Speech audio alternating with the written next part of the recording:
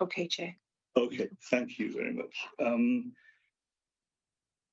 Can we begin this morning? I think Geraint is the Deputy Monitoring Officer, is that correct? I am, Chair. Good morning. Good morning. And this is your first meeting. Perhaps the members of the committee might just introduce themselves to you. Thank you. I go first? Yeah. So I'm Andrew Blackmore, independent member. Peter Easy, the independent member. I am Marion Gibson, independent. Mike John, community member. Ruth Price, independent member. Rhiann Williams-Flew is joining us online. Hello there, Geraint. My name is Rhiann Williams-Flew. I'm the independent member. And Councillor Bromfield. Hi, Councillor Bromfield, member for Llangibby Vale. And we have two further councillors who are not with us today, Councillor Taylor and Councillor Fuchs. That makes up the complement of the full complement of the committee. No. Great. Good morning to you all. What are that? Morning. Okay, so apologies for absence, Councillor Taylor, Councillor Fuchs, none others. Declarations of interest. None. Okay, thank you. And could I ask, will Councillor Fuchs continue as a member following her election to Parliament? It's not confirmed yet, but we don't think so. So I'm not sure. When will the process for another member? As soon as we know what Councillor Fuchs's intention is, whether she's going to stand down, then we'll put a process in. The Labour Party then will nominate somebody else to take her place. Is there a time limit on her resignation? I'm not sure. I'm sorry. Conscious that we're losing an element of input. Yeah, I'm not sure. I don't know if Geraint's got any information. I'll leave it with Geraint. I'd have to come back to you on that, I'm afraid. Thank you, Geraint. Okay. Dick Green wants to come in, Chair. Sorry, yes, Rhiann. Sorry, Chair. I had read in the local press that Councillor Fuchs had tendered her resignation as a county councillor very shortly after she was elected as an MP. It didn't say when she was standing down, but it's certainly in the public domain that she had that was her intention. Surely we should know about that as to when that's active. You're absolutely right, Rhiann. And she followed on with the statement saying she wasn't prepared to declare exactly when. Hence my concern that this should not run and run for our committee's interest. There was some political dialogue around that from her about timing. I'll leave it over on Geraint's side. I think it's the safest thing. Yeah, let's leave it with Geraint. Yeah, once there's confirmation as to resignation, that will be made public. Okay. Will you? But can that go on? Sorry, Rhiann, please. Go ahead. Will you let us know independently, Geraint, rather than having press? Could you issue a notice to the members of the committee as to when her resignation commences? Of course, Ms. Williams-Flew will let you know once we've heard of any notice of resignation. We can let the members of this committee know. I'm grateful. I think that would be most helpful for us. Thank you. You're welcome. Okay, thank you. It's past to the minutes of. Chair, I do apologise. Oh, Faye wants to come in. sorry, Faye. Oh, thank you. I have to agree with all of the comments made. Catherine Fuchs has stated that her resignation is imminent, and I would expect the leader of Councillor Mary-Ann Brocklesby to be looking for a replacement on this committee, because it is important that we have a balanced representation. So I think it would be helpful for us to get some dialogue with the leader of MCC. Thank you. Thank you for that. Okay, we will try and resolve that as quickly as we possibly can. Minutes of our meeting on the 10th of June. Can I just check with you first that these are an accurate record of our meeting? Yes. I just have one thing in really in the context of accuracy. We did offer an acknowledgement of the work done by the previous chair of the committee, Richard Stowe, and his long service on the committee. But that doesn't appear to have made it into the minutes. And I think particularly wanted that to be recorded, if it could be put back in. Yeah, sure. Thank you. Item 5, we deferred an item on the local resolution protocol because there is a movement to have a uniform protocol across all councils in Wales.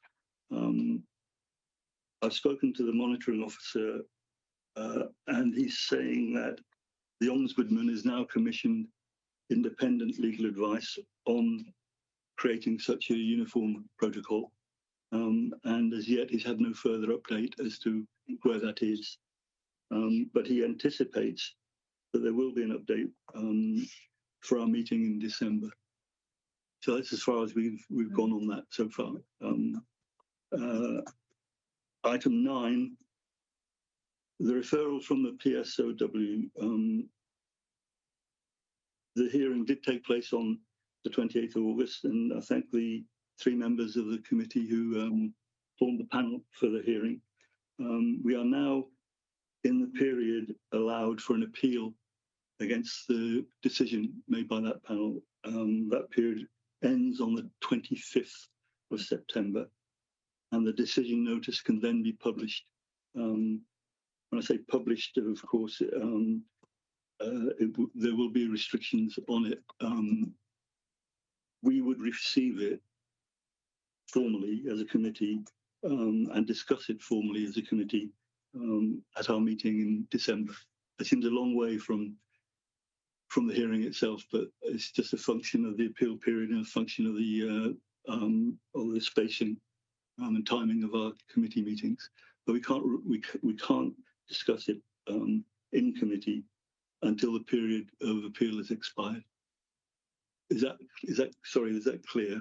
Yes, it was. Yeah. Okay.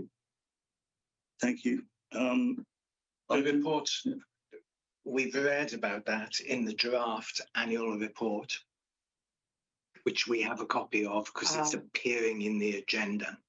Yeah. And if you look in the draft annual report at item,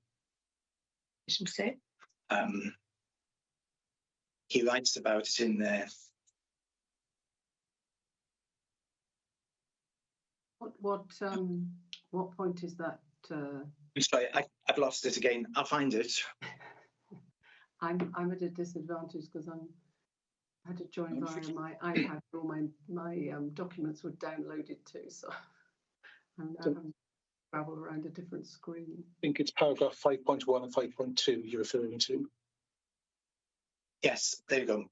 Thank you. At 5.1, it says, at 5.2, it says the matter was referred to a hearing of the Standards Committee panel on the 28th, and the outcome was reported on the council website in accordance with committee's procedure. Yes, this is a draft report, so it's not gone yet, and it's not been published yet. Does that make sense? Yes. Yeah. Yeah. Yeah. Okay. It's James being very efficient in finishing his report. Yes. Yes. One other matter arising, which is item 10. Can I just go back to 9? Yes, sure. Sorry to be rather pedantic about this. It does say, it's noted that Michael John must be a member of the panel. Marion Gibson, Ruth Price and Andrew Blackmore were happy to be selected to the panel, which is true. Andrew wasn't present, but he was volunteered by email, I think. So they were happy to be selected. So only 3 of those members were chosen. Is that right? Or 2 of those independent members were chosen according to the document that is published on the website. Have I got that right? That's right. Mm-hmm. The constitution of the panel, if it involves a community council, then our community council representative has to be a member of the panel, and then it's 2 other members of the panel. Yeah. Okay. So they were Marion and Ruth. Yeah. Okay. Thank you. Okay. Just item 10, monitoring officer gave us a verbal update on the PSOW independent review. And that is still ongoing. There's no further progress to report on that. However, the Ombudsman is attending a meeting of the All Wales Monitoring Officer Group in early October to provide an update. So by the time we meet in December, we should know a lot more about the nature and outcome of the review that's taking place. Mhm. Are there any other matters arising from those meetings that you'd like to bring up? Other than the issue of thanking Richard for his his service as chair previously. Yeah. Okay, let's pass to item 4 then. The annual letter to the council from the Ombudsman, which is part of your papers. I don't know if there are any standout issues in it that you would like to raise. It has all the key statistics related to Monmouthshire and to complaints that the Ombudsman has received. It's very much similar. It was very similar to last year's annual letter and the nature of last year's activities. The very modest intervention rate. I think that's one of the key statistics is that in the number of complaints or approaches to the Ombudsman that were made, only 9% of those were taken up by the Ombudsman, and that's slightly up on last year, but it's still, I think, a interesting statistic. Only 2 of the complaints were code of conduct complaints, therefore directly related to the work of the committee. One of those, the Ombudsman decided not to investigate. The other is the one that we've recently held the hearing on and I've mentioned earlier. Are there other issues and items from the annual letter that you'd like to raise? I have one, if I may, Peter. Yeah, really, sure. May not have been understanding this well, so I'm very happy to be guided. Appendix E, compliance performance comparisons, which is how in fact, the Ombudsman's referred to it in her letter. If you look at our kind of percentage of recommendations complied with on time, ours is one of the lowest out of all authorities. We only had 4 that needed to be dealt with. And she has referred to it in her letter and also drawn attention to the fact that the authorities are consulted on timescales before she publishes the timescale to comply. So, I mean, is that being reviewed either by us or someone else in the council that there's such a low compliance with the timescales that have been set for resolving problems? I would have to refer to Geraint, I think. I wouldn't have any knowledge of the way in which the council went about responding to those issues. It is a standout figure, only 1 of 4, and those 3 are now becoming aged. I think is the terms used in the report, and there doesn't appear to be any indication of why they've not been resolved or when they might be resolved. So, Grant, do you have any? Or what they are? What they are? I'll make inquiries to that on that very question, Chair. Okay. When will you report back? Before the next meeting, or As soon as possible, Mrs. Williams. I think it's a real standout figure. I mean, we are one of the lowest authority. Yeah, we are one of the authorities with the lowest number of compliance to stick into timescales. So It is. Yeah, I'll make inquiries to find out what's being done about that figure. Okay, thank Is you. that Grant? Is that a matter for the audit committee rather than ourselves? I mean, it's perfectly legitimate, I think, for us to raise it since we have the letter on our agenda. But is that a matter for audit rather than us?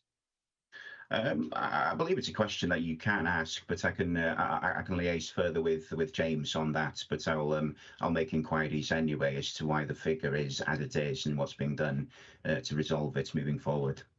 Okay, thank you. I suspect that one of those recommendations will be the panel that we've just met, because that was quite an old Indeed. complaint. Yeah. And I can see that they may have written to us to ask us to meet sooner. And Okay. we had the conversation about how long it had taken for our panel to meet. I'm not being an apologist, but I suspect that one of those could be the figures that we're talking about, but I'm not sure. I think it Okay. would be helpful for us to know. Yes. Okay. Thank you. We'll see if we can, if Grant can kindly dig around for us on that. Wouldn't want it to come back in the next. We wouldn't want the next annual letter to come back with them still unresolved. No. Okay. The National Forum for Chairs of Standards Committee. This is not quite an informal forum, a semi-formal forum for chairs of standards committees across Wales. It has not been in existence for very long. I can only find reference to it going back for about 24 months. But it did have a meeting in the summer on the 24th of June.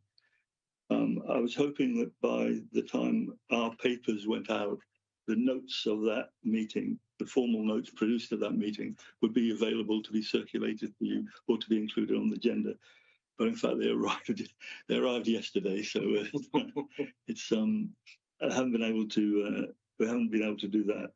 But I will arrange for them to be circulated to you, so you can see the full record of the meeting. It also includes the overhead slides and so on from the presentations by the Ombudsman and by the chair of the adjudication panel for Wales.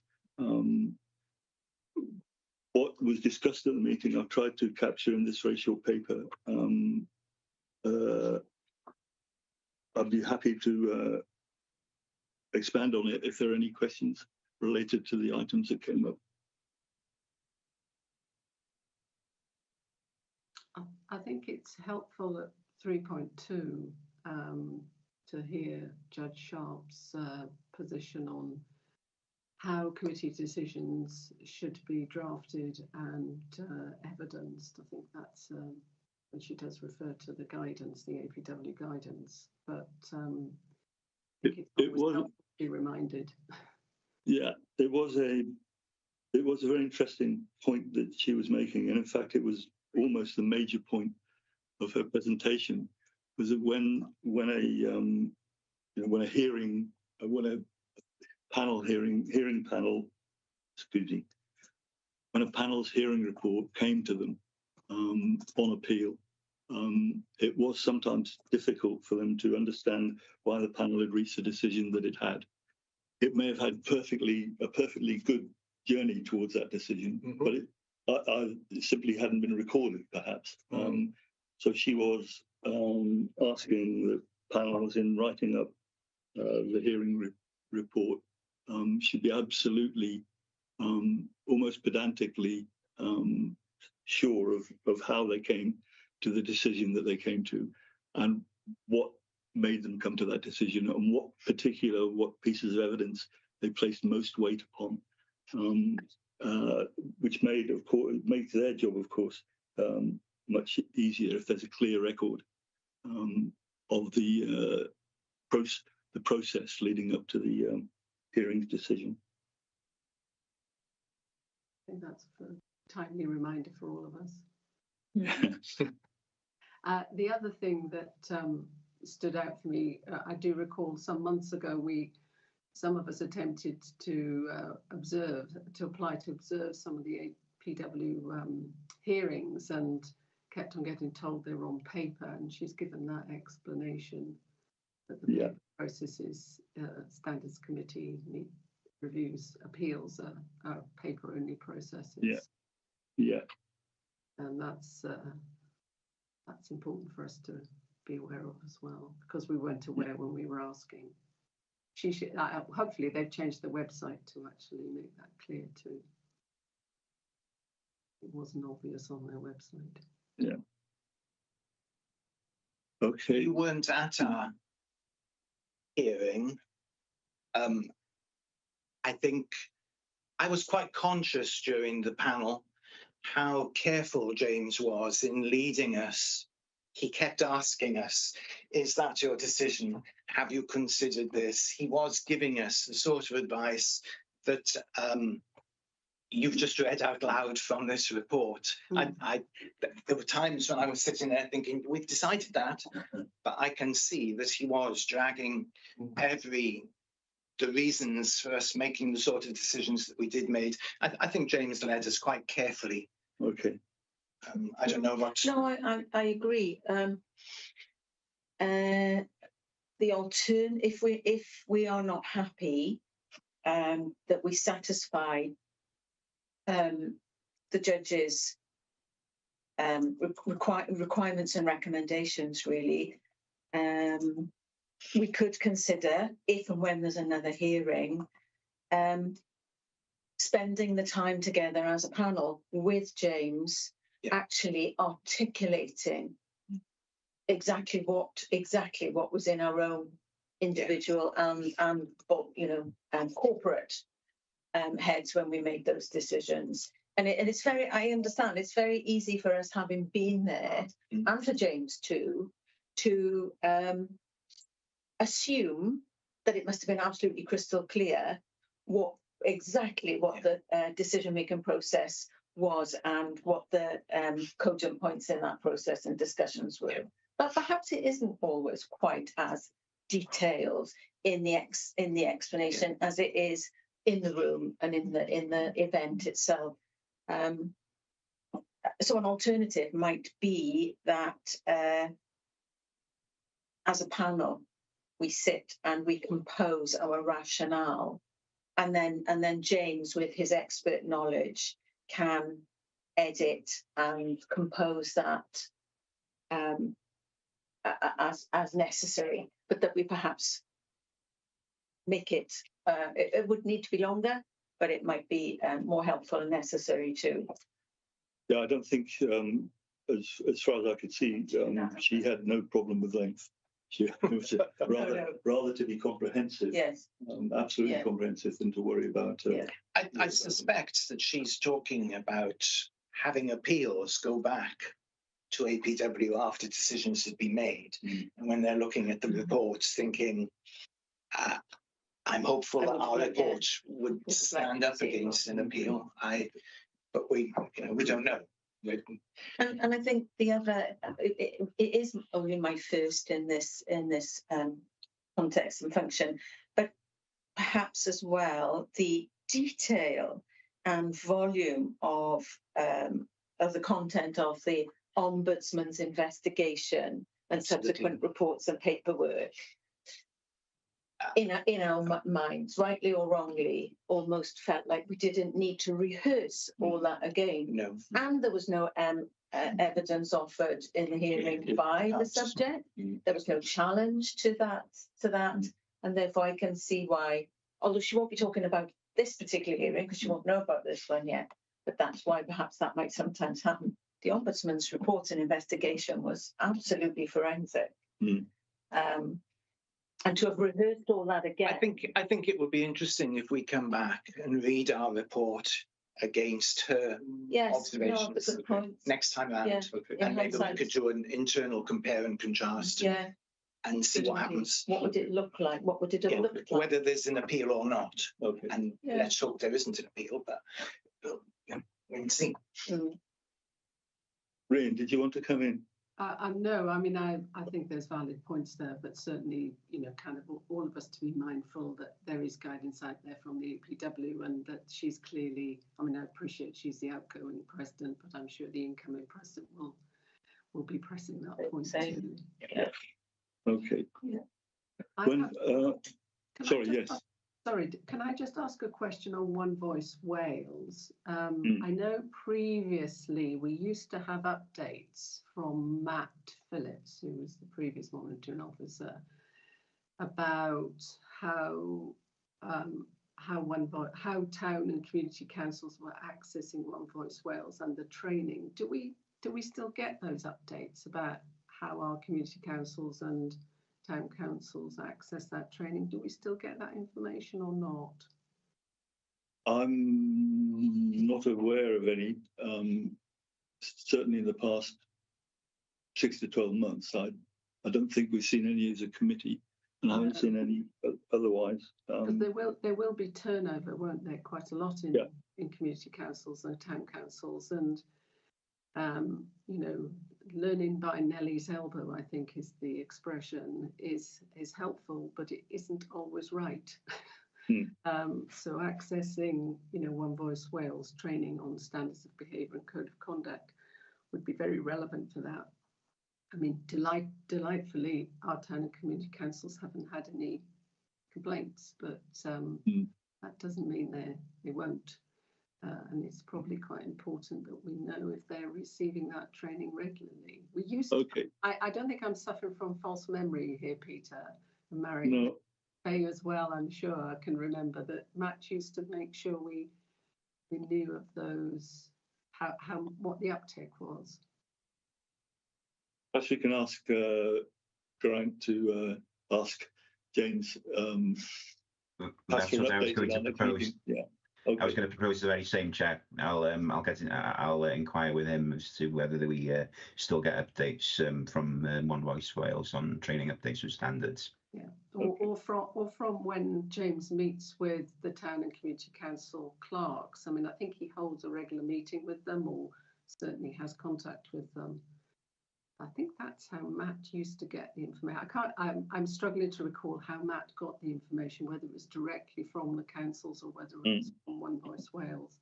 But either would help us understand how our, councils are accessing that training and making sure their newly appointed councillors are, receiving the recommended training. Okay, thank you. My background's in education. Can I say that I don't think that Monmouthshire County Council collects information from community councils about the training undertaken. I'm certainly not aware of my community council, the community council on which I sit, having to inform MCC of training that we've undertaken. In terms of standards, my particular community council makes it an obligation that all incoming community councillors do the One Voice standards training. I'm not sure that every community council has that expectation. And looking at the papers from the panel we've just been working on, I would say that there are gaps in the way that this information is recorded. There are gaps in the way that different community councils apply themselves to training. There is some work to be done here, but I'm not quite sure where the levels of responsibility lie, because community councils are not, they're not responsible to MCC, they're responsible to themselves to some extent once they're in place. And I'm not sure how the statistics would be collected. I presume from somewhere though, mustn't he? I mean, I think he probably had it from conversations with the clerks, because community councils don't actually have to belong to One Voice Wales. Community councils decide themselves whether or not they're going to subscribe to it. Mine does. and that gives us access to the training programs provided by them. I'm not sure that all do, but again, it's a hazy area, and it's difficult to see. You know, the simple answer is I don't know how it happens or how it happened in the past. I don't recollect seeing it written down. And certainly when I was preparing to become a member of this committee and I was reading through back minutes, I don't remember seeing the statistics anywhere. And I could be wrong. It's quite a hazy area. You know, the difference between the standing orders for my community council and the standing orders of community council where we were looking at the panel are quite different. You know, there's no standard, and maybe there's work to be done here. James and I had a slight conversation about it. And he's not here. I mean, perhaps he could, perhaps if Geraint, you chat to him, you could maybe find out more than we know. I can do by all means. Okay, certainly not. It's certainly, as far as I know, that standards training wouldn't be mandatory across community councils. So if yours has adopted it, it's been its own decision. And you're right also, I think that... Yeah, we have an expectation on my community council that you do the standards training as county councillors have to. You know, there is an obligation that you become elected as a county councillor and you undertake the standards training, and MCC lays it on for all incoming county councillors. That doesn't quite happen. You know, the obligation is not there for community councillors because I mean, we're not the same. As part of our remit as members of Standards Committee, there is a responsibility for encouraging and cascading knowledge of standards regulations, code of conduct regulations for both town and county. So I wonder if we might be able to do some encouragement work here with either through dialogue with One Voice Wales about making it more homogenous and finding a mechanism to ensure that there is that information and learning through one means or another. It doesn't have to come from One Voice Wales necessarily, but that it's available. We have a duty of care here, I think, through our own mandate. Would people agree that perhaps that's something we could put forward a request? You'll know the mechanisms, Geraint, and that we are seeking encouragement of this being a mandatory objective. I think I agree, Marion, and I think, you know, what usually works is when we can describe the benefits, you can encourage more easily if you describe the benefits. I mean, if thinking about what just happened in the hearing, and you know, the subject of the hearing, one matter he did raise during the investigation in his interview was that he'd had no training, didn't he? Now that wasn't material actually in the end, whether he had or hadn't. But the benefit for him and everyone else, as you do on your council, Mike, the benefits are equal to the necessities, I think, the requirements. So if we can describe the benefits, which are really easy to do, I think that it'd be great if that's how the message goes out. Indeed. Here's something for you, not here's something you need to do. Concur, Okay. absolutely. Okay, I think really what we're looking for is an update, clarification on the issue of standards training in town and community councils and our role as a committee in it, and particularly then how we might work with One Voice Wales. Though I am conscious that not all town and community councils are members of One Voice Wales. There's quite a significant rump of councils across Wales who haven't paid the subscription and joined One Voice Wales. So there would need to be other mechanisms, I think, as well. Which raises the question, where do they get their training? Well, I just- Is their county council providing it for them? Yeah. Or are they buying it in from other suppliers? It's, Or are they not having it? or are they not having it? Yeah. Or are Okay. they doing it in-house? Yeah. Which kind of brings us full circle back to my original question of what are the stats, and I feel sure that Matt used to inform us, but maybe I'm misremembering. So maybe Geraint can clarify that. Well, what I can do, committee, is find out what steps are being done in terms of promoting standards training in community councils, and I can liaise with James as to that. Okay, that will be fine. Thank you. Just a final point about these about the National Forum. I will arrange for the full notes and the accompanying papers to be circulated to you.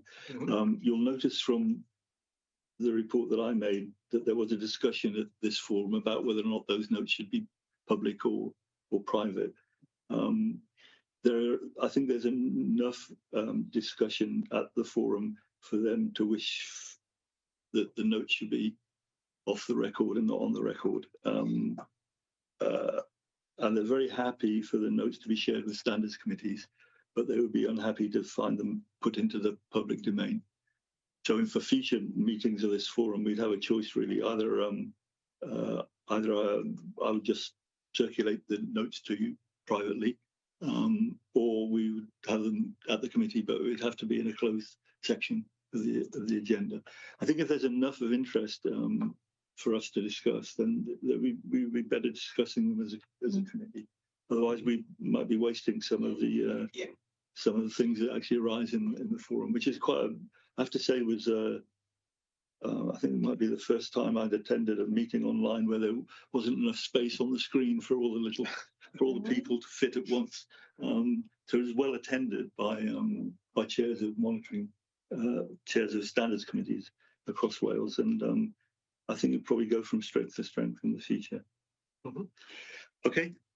Thank you.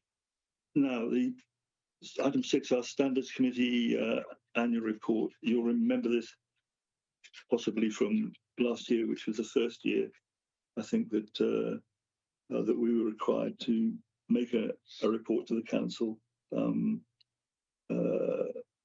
statutory report to the council under Local Government Act. This is the report for this year. You will have already noted, because of some of the content, that it's a draft, and will be waiting to go to an appropriate meeting of the full council. Do you have any comments, queries?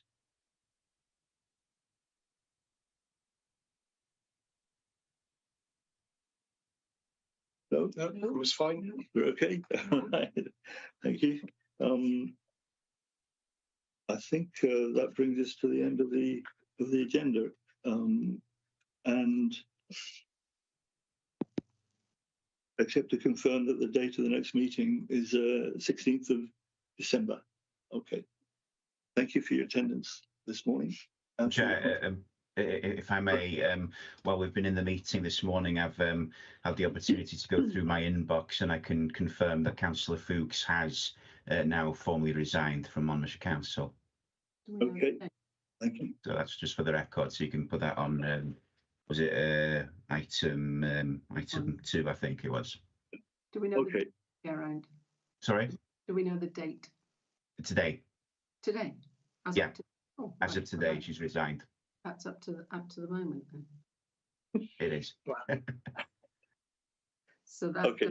that does mean we're going to have to find another representative from her party, presumably for the standards committee. Is that for her leader to decide? No doubt that is a matter that will be dealt with in the coming days. I'm sure we'll be done well before our next meeting in December. Absolutely. Maybe We've got to maybe you could let us know in between. Okay, thank you very much, colleagues. Thank you. Thank you. Thank you. Thank you. Bye. Thank you. Thank you. Thank you. See you all soon. Take Bye. care. Bye. Bye. Bye, Geraint. Bye. Bye.